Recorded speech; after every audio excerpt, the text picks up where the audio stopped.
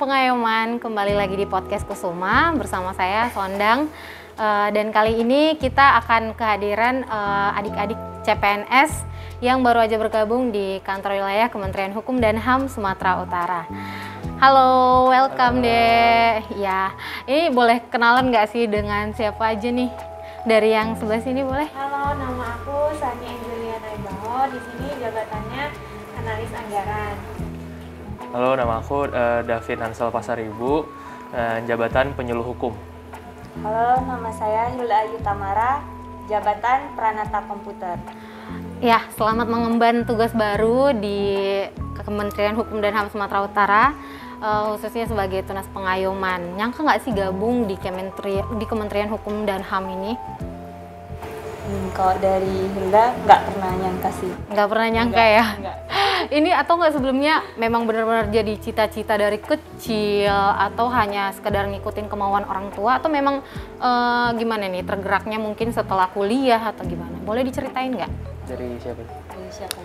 Dari si yang paling ganteng dulu.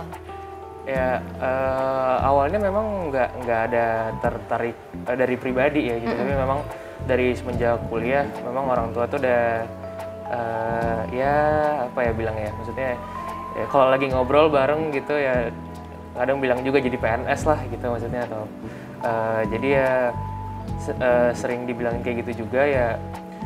Terakhir jadi termotivasi sendiri juga ya waktu udah lulus, makanya langsung nyoba jadi PNS gitu. Oh gitu. Nah kalau si kakak yang satu? Kurang lebih sama juga sih sama Mbak Datin, cuman waktu emang kuliah emang udah kepikiran kalau nggak BUMN mau nyoba PNS. Ini tinggal satu lagi nih, si kakak yang satu. Kenapa nih kak? Lebih ke apa ya, termotivasi karena teman-teman pada lulus gitu. Oh. Awalnya nggak kepengen gitu lulus kuliah, pengennya kerja swasta lah gitu. Nggak pernah, karena dulu mikirnya kan PNS susah masuknya, apa iya aku bisa gitu dulu mikirnya. Udah karena teman-teman tuh juga satu geng lah dulu kampus, pada lulus ada 4 orang gitu. Oke. Jadi ya pas buka lagi tahun berikutnya coba aja lah lagi gitu. Oh, jadi ini kira-kira kalau kamu berarti udah percobaan kesekian ya. Kesekian, ya. Nah, Ketiga kalau yang kali. ketiga kali. Iya. Kalau yang lain gimana? Apa untuk pertama kali dan langsung lulus atau udah berapa kali nyoba juga? Kalau dari aku, puji Tuhannya ini yang pertama kali dan langsung lulus. Oh, puji Tuhan ya. Kalau si abang? Iya sama juga, ini yang pertama kali. Yang juga pertama ada. kali. Ya, tapi mau berapa kali percobaan juga itu berarti udah waktunya dikasih sama yang di atas ya. Udah saat ini. Nah, ini pendidikannya apa aja sih? Kalau teman saya nih ya cerita kemarin itu bilangnya saya ngambilnya kuliah teknik sipil karena cita-citanya pengen jadi pegawai negeri sipil. Atau ada yang background yang sama nggak dengan temen saya itu? Kalau saya sih lulusannya dari sarjana ekonomi. Oke, sarjana ekonomi ya, bukan teknik sipil ya. Di sini ada yang teknik sipil nggak sih? Nggak ada ya. Oke, nanti harapannya gimana sih setelah masuk ke sini? Udah berapa hari bergabung nih akan menjalani masa orientasi? Apa nih kira-kira yang akan dikerjakan? Udah dapat gambaran nggak sih pekerjaannya gimana? Atau ada satu gebrakan yang mau dikerjakan nih, udah nggak sabar mau melakukannya? Pasti beda-beda nanti kan posisinya. Iya, beda-beda. Ya, kalau dari si Kak Hilda nih. Apa ya, pengen yang pasti dari potensi diri gitu kan, yang apa yang diminati, apa yang mungkin pengalaman dari sebelum masuk kemari gitu ya pengen dikembangin lagi di sini. Pengalaman apa nih? Pengalamannya Sebelumnya udah pernah kerja nggak sih Kak? pernah. Oh, udah pernah ya. Iya. Dulu di bagian desain sih, jadi sukanya desain, ya pengen lanjut itu, sama sekalian ya pernah belajar program juga, ya kalau bisa pengen buat inovasi lah untuk sini kan gitu. Oke, keren banget. Seenggaknya bisa bermanfaat, diri ini bisa bermanfaat untuk negara. Harus gitu. dong. Nah, kalau si Abang? Ya sebenarnya kurang lebih sama ya, cuman memang kalau secara garis besar mungkin kita semua udah paham bakal kerjanya bagaimana, tapi ya untuk saya sendiri sebenarnya karena belum sangat-sangat spesifik gitu. Cuman mungkin saya tahu ketika ujian tentang mengenai dari peraturannya tentang gimana tentang, karena saya di jabatannya penyuluh hukum gitu kan. Jadi ya, memang saya juga sebelum ujian saya sudah menyelidiki begitu kira-kira kerjaannya. Tapi kalau untuk secara langsungnya memang belum ada gambaran yang maksudnya Lebih benar-benar spesifik ya. belum ada yang sangat-sangat spesifik. Tapi ya balik lagi ya tentunya kita juga ingin karena kita sudah lulus dan juga kita ingin berdampak buat negara kita sendiri dan mengabdi buat negara kita sendiri sih. Gitu. Lebih ke mau mengimplementasikan ilmu yang udah Iya, dimiliki udah kita pelajari, sebelumnya ya. Kalau si kakak satu lagi nih. Kalau dari aku sih berharapnya kalau dari sini bisa belajar sendiri dengan kakak-kakak yang ada di sini, terus bisa mengembangkan potensi dalam diri sama bisa berkontribusi. Ya. Kak Sani nanti di bagian apa izin? Tadi lupa. Di bagian anggaran. Anggaran ya. Anggaran sama Prakom nanti bakalan satu bagian nih. Mungkin yang pelayanan hukum dia lebih ke teknis pelayanan hukumnya seperti itu ya. Oke, langsung aja nih. Kalau terkait ujian kemarin, kan di Kementerian Hukum dan HAM ini terkenal ya beda dengan kementerian yang lain atau mungkin provinsi, karena tesnya cukup panjang ya. Kemarin ada juga BPFK. Nah, gimana sih persiapannya mengikuti ujian itu kemarin? Boleh sharing nggak? Karena kan kita nanti akan ditonton juga sama mungkin teman-teman yang di luar yang masih belum berkesempatan lulus, yang mau mempersiapkan untuk di tes selanjutnya, boleh di-sharingkan ya persiapan apa aja nih yang udah dilakukan saat mengikuti ujian kemarin. Boleh dari si Abang. Waktu tes itu saya baru sekitar udah 2 bulan sih baru lulus sih memang itu. Jadi memang belum dapat pekerjaan yang tetap gitu. Jadi memang punya waktu banyak buat belajar. Sebenarnya saya nggak ada ikut kayak kan ada banyak yang ada lesnya atau ada ya ada yang ngajarin gitu. Kalau saya itu memang lebih belajar sendiri, beli buku aja di toko buku ya memang. Tapi memang tiap hari ya ada jedanya juga. Cuman maksudnya ya tiap hari itu pasti ada misalnya saya harus saya punya target misalnya sehari minimal 100 soal atau bagaimana begitu ya. Itu secara konsisten memang saya jalanin gitu dari saya lulus mungkin tuh sekitar bulan 4 kemarin, dan tesnya kalau nggak salah di bulan berapa ya? September. Jadi memang saya nggak nyampe setahun sih latihannya, cuman memang ya karena belum ada pekerjaan tetap, jadi memang saya setiap hari latihan begitu, konsisten buat latihan gitu sih. Kalau yang lain sama nggak apa? Ada yang beda lagi nih? Kalau Lila beda. Persiapannya setahun. Setahun lebih panjang ya? Panjang. Oke, apa aja nih yang disiapin? Yang pertama itu beli buku sih, karena udah yang pertama itu pasti niat. Oh ya, harus ada niat dong. Iya. Terus karena niat jadi nonton YouTube carilah gitu kan gimana sih kiat-kiatnya. Terus ada satu YouTuber yang dia buat buku, jadi tertarik kan beli gitu. Oke, beli memang bagus sih soalnya pembahasan materi. Dan setelah itu ikut bimbel online aja sih, tapi yang kayak paket paling murah lah gitu kan. Pada saat itu kayak ya udahlah nggak usah ngerepotin orang tua dulu gitu kan, yang sebisanya diri sendiri aja gitu.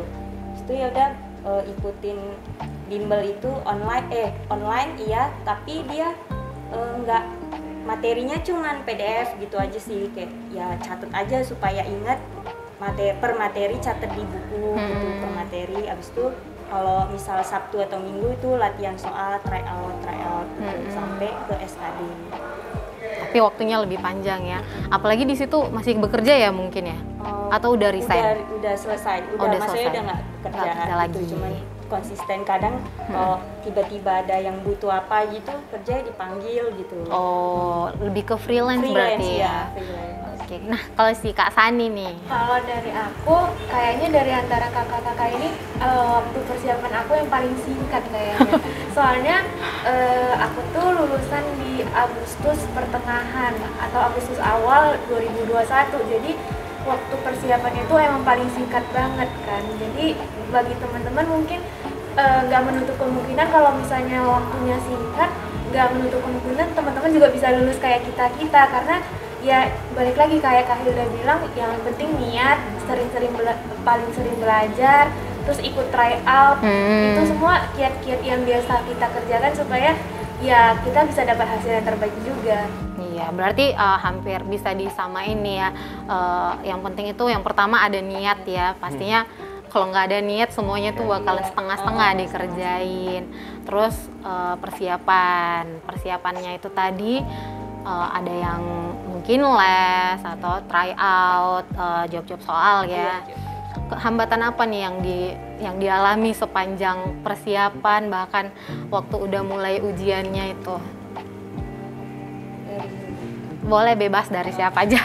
Dari ya karena freelance kan, jadi kadang kalau ada kerjaan gitu tiba-tiba ada yang butuh atau apa gitu, butuh segera lah gitu, jadi tertunda dulu gitu, belajarnya ditunda dulu, kadang sebulan 2 bulan nanti baru belajar lagi gitu. Oh gitu. Itu sih kendalanya. Kalau yang lain bebas aja nih mulus. Kalau saya sih mikir kendalanya selama persiapan mungkin ada rasa mager gitu kan, pasti ada kayak aduh jenuh nih belajar terus dari pagi sampai sore atau sampai malam. Cuman ya kembali lagi itu kan dari diri sendiri, gimana kita bisa memanage waktu, gak menutup kemungkinan kita juga bisa ikut lihat-lihat hiburan, tapi tetap harus konsisten dengan belajarnya. Ya sama sih sebenarnya, tapi karena menurut saya juga paling susah itu melawan diri sendiri itu gitu ya, maksudnya dengan kadang kita tuh sering mager, males gitu kan buat ngerjain sesuatu. Makanya kadang solusi saya tuh kalau misalnya memang saya males, maka saya punya target, maksudnya jadi ya minimal saya ngerjain misalnya berapa soal gitu, baru saya oke, istirahat dulu gitu. Jadi maksudnya biar itu tercapai dulu baru kita boleh istirahat gitu. Jadi memang tetap ya menjaga seperti itu aja sih. Berarti yang penting dia juga ada, ini dijadiin jadi prioritas gitu ya. Meskipun kita mungkin punya ada aktivitas yang lain, kesibukan yang lain, tapi tetap jangan lupa latihannya, belajarnya. Oke, itu kunci utamanya ya. Doa sih Kak. Sama doa. Oh, doa Ya, juga. Berarti ini nggak ada doa yang orang-orang yang terdekat. Doain. Puji Tuhannya lulus ya. Nah, kalau misalnya di Mandalika nih kejadian yang kemarin kan sebelum ada pertandingan itu ngundang pawang hujan. Kalau kalian pakai juga nggak sih? Nggak yakin nih. Nggak ada yang ketangkep kemarin waktu ujian. Nggak ada. Doa aja. Lalu selanjutnya kan bakalan terjun langsung di sini. Gimana nih ancang-ancangnya, karena kan kita harus berbaur sama yang beda pendidikan juga, beda tupoksinya mungkin kayak gitu. Apa nih yang perlu kira-kira dipersiapkan?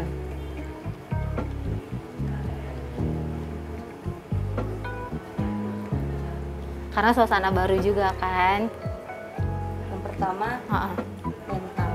mental. Dan ya harus apa ya, yang dari biasa kan cukup lama ya di rumah gitu, nggak ketemu orang-orang, apalagi kita pandemi, tiba-tiba ketemu di sini, ketemu banyak orang dan harus bertegur sapa tuh agak kaget gitu awalnya ya, kayak 1-2 hari tuh harus bersapa, agak gimana ya, sebenarnya cepat beradaptasi gitu kan, cuman ya itu agak kaget gitu, yang dari biasa di rumah langsung ketemu orang rame gitu. Dulu kalau dulu kerja di tempat sebelumnya kan per tim, satu tim kayak 5 orang gitu, ya udah ketemunya 5 orang itu aja, tapi kalau di sini kan bakalan banyak, jadi siapin mental dan fisik juga sih, karena kan dari senior bapak-bapak masuk juga bilang masuk ya pekerjaan di sini tuh ada terus gitu.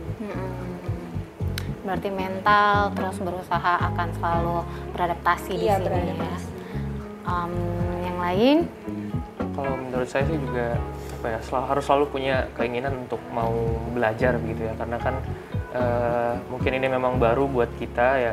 Menurut saya ya mungkin nggak apa-apa juga kalau misalnya melakukan kesalahan kecil, tapi bukan berarti kita melakukan kesalahan terus-menerus ya, cuman kita belajar dari kesalahan itu juga dan kedepannya semakin baik begitu. Jadi maksudnya ya terus belajar lah gitu, bukan karena kami lulus jadi ini sudah selesai gitu. Jadi kan maksudnya ini puas gitu ya, justru ini adalah awal buat mengembangkan karir kami kan gitu. Itu sih. Iya. Nah, ini juga aku bisa simpulin dari yang adik-adik, aku manggilnya adik-adik aja ya. Karena kan di saya gimana pun ya, jadi junior seniornya.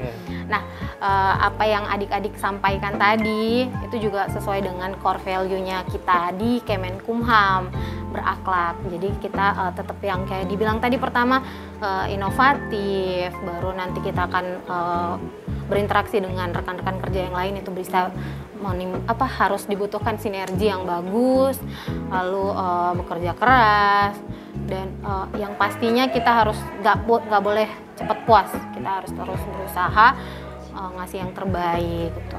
Nah, ada nggak nih closing statementnya masing-masing nanti ya terkait persiapan CPNS, terus dan harapannya nanti gimana selanjutnya setelah terjun langsung bekerja di sini.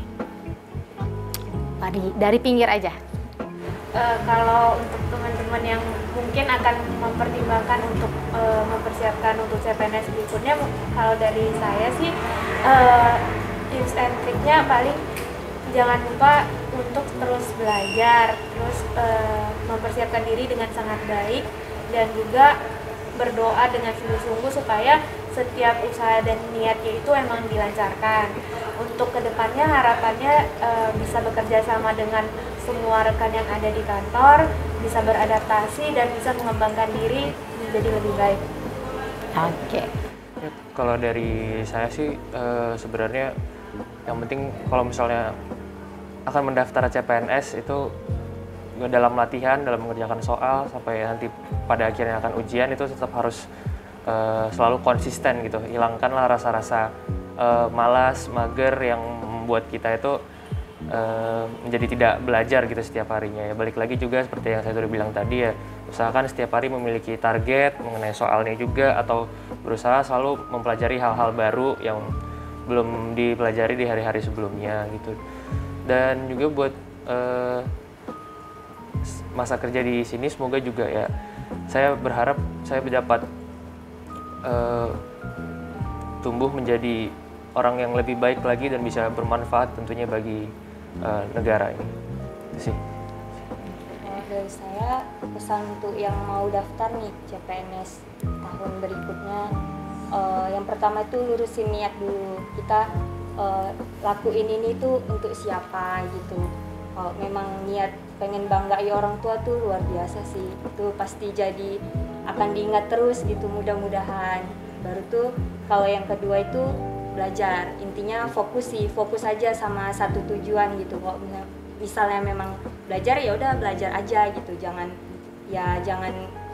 gimana ya, kalaupun ada hal yang buat fokus belajar itu pun ngeganggu atau buat jadi kendala, itu ya pinter-pinter kita untuk mengaturnya gitu. Harus bisa balik lagi ke belajar gitu, karena usaha nggak akan ngehianati hasil. Dan pas kita udah dapat hasil tuh rasanya bersyukurnya luar biasa, Puas ya. puas sekali gitu, kayak lihat orang tua bangga itu rasanya luar biasa. Oke.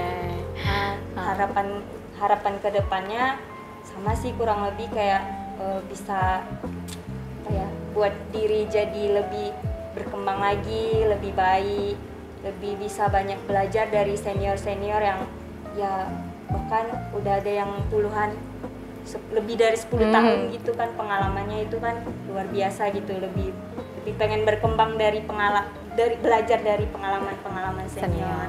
Oke, sekali lagi selamat ya buat adik-adik semua, dan semoga apa yang diharapkan, apa yang jadi cita-cita atau mungkin keinginan kenapa masuk ke sini bisa diwujudkan setelah bekerja nanti, terus bisa kita sama-sama memajukan Kementerian Hukum dan HAM Sumatera Utara.